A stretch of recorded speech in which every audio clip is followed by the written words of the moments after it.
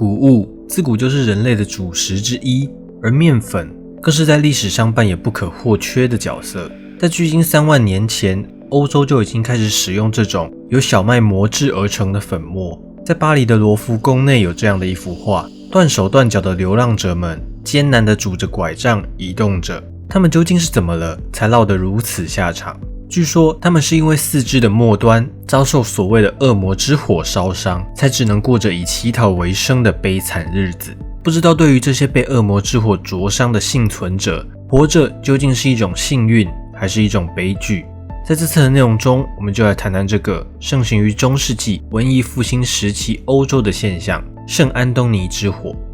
那么我们先来说说圣安东尼这个人吧。他是一位住在埃及的虔诚隐士，以鼓舞人心的基督教修道制度被民众所认同。他从年轻时就开始修炼，开始他的苦行生活，还在山中隐居近20年。在他的自传中写道，在隐居的时光中，魔鬼撒旦给了许多诱惑，包括肉体上和精神上的欲望，还有其他令人恐惧的事物。但圣安东尼都以他强大的意志力成功抵抗了这些诱惑，因此圣安东尼也以他面对魔鬼的折磨时所拥有的强大精神力量闻名于世。圣安东尼的精神力量给这场灾难带来了希望，他保护人不受这种恶魔之火、癫痫以及其他的传染病侵害，被誉为圣徒。也许是上天要他继续留在人间拯救世人，圣安东尼非常的长寿，活了105岁。在十字军东征时期，骑士将其遗体带回，并葬在法国的多菲内，而多菲内被认为是最早发生恶魔之火的地点。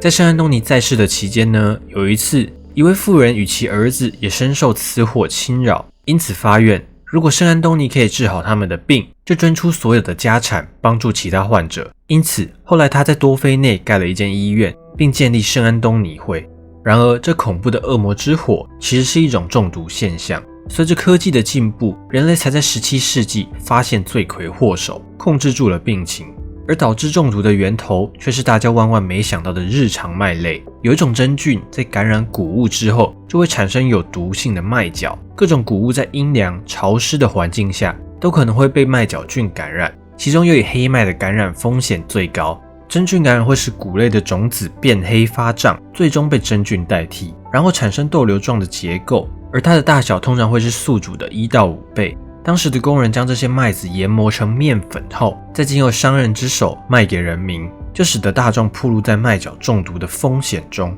还有一种特别的现象，这种中毒的现象又以穷人为主要族群，背后的原因可能是因为黑麦的价格便宜，穷人只买得起黑麦面粉，而小麦的价格则是相当昂贵，也只有富人才买得起了。在感染的豆瘤中内含一种毒性非常强的毒素，是某种致幻剂的原料，使用过多有可能会导致死亡。据说在西元前600年左右，亚述人就曾用麦角菌来污染敌人的水源，是最早的生化武器。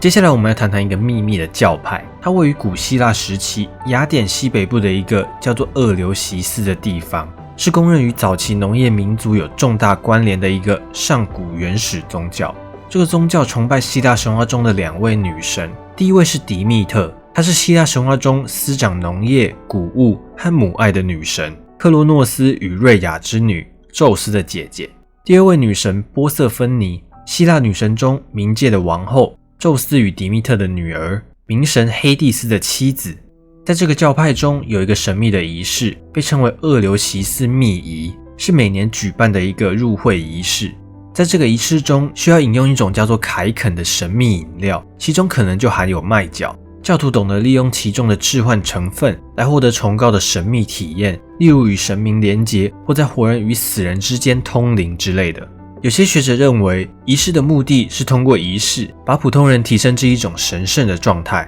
通过象征性的密仪，让对象确信自己成为了一个不朽的神，使其感到无上的道德责任感，并无尽的为其他人做出贡献。那这个宗教是怎么开始的呢？故事得先从这里说起。掌管冥界的冥王黑帝斯将心力投注在冥界的运营上，因此很长的一段时间都保持单身。众神都担心黑帝斯将要孤独终老。有一次，黑帝斯来到人间，被爱神给看到了。爱神对于黑帝斯的处境相当同情，于是就派厄洛斯朝他射了一箭。这里的俄洛斯相当于罗马神话中的丘比特。中年后的黑帝斯恰巧看见正在采花的波瑟芬妮，心中蠢蠢欲动的爱意无法压制。就这样，黑帝斯把迪密特的女儿给掳回冥界当老婆了。找不到女儿的迪密特搜遍了整个世界，但女儿还是下落不明，这使得他郁郁寡欢。直到某天，心生不忍的太阳神和暗月女神才告诉了他真相。迪密特一边寻找女儿的下落，同时对众神的放纵以及肆意处置自己的女儿感到心怀不满，因此放弃了自己掌管农业的职责，来到人间流浪。由于他的离去，丰饶的大地停止了生产，农地开始颗粒无收，人民陷入了无尽的饥荒之中。有一天，他化身为一名乞讨的老人，来到俄留西斯。国王的女儿接待了他，问他来自何方。迪密特编造了一套谎言，并祈求能够得到一份可以谋生的杂物。正好当时王后刚产下幼子，需要奶娘来照看，于是他就被引入国王的家中。失去女儿的迪密特在喜得贵子的王后面前格外忧郁。一旁的老侍女灵机一动，用一个粗俗的笑话成功将女神逗乐，于是终于答应开始照看小王子的生计，并要了一杯大麦饮料以及薄荷油。这里的大麦饮料就是指凯肯。下凡的女神十分喜爱小王子，决定把他当神来抚养。在白天，她用神的食品涂抹在他身上，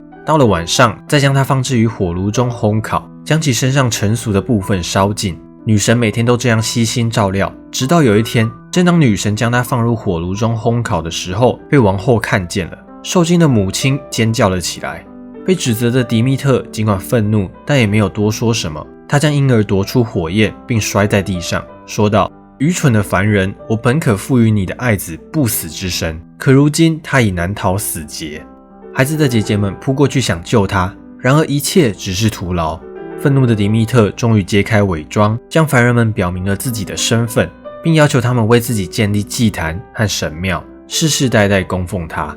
他把农耕的秘密和仪式传授给另一个王子，这就是厄留西斯密仪的来历。密仪的详细内容至今已经失传，只剩下粗略的记载。因为女神迪密特曾撒下诅咒，所有试图说出仪式秘密的人都会立刻死亡。那为什么叫做圣安东尼之火呢？主要是因为麦角中毒的患者典型的病症就是手脚会感到烧灼，并不是因为由圣安东尼造成疾病才叫做圣安东尼之火。因为圣安东尼当时救治这些被火烧的病人，所以比较有点像是能由圣安东尼控制的火这种感觉。麦角中毒有两种呈现，一种是有神经性痉挛和癫痫的症状，另一种是有坏疽、肌肉萎缩等等。偶尔会有失去身体末端的症状，例如鼻子、耳垂、手指、脚趾、脚等等。但最常见的症状是精神错乱与产生幻觉，往往能够使患者丧命。在研究中发现，麦角中有一种生物碱，有使血管收缩、肌肉痉挛、麻痹神经的作用，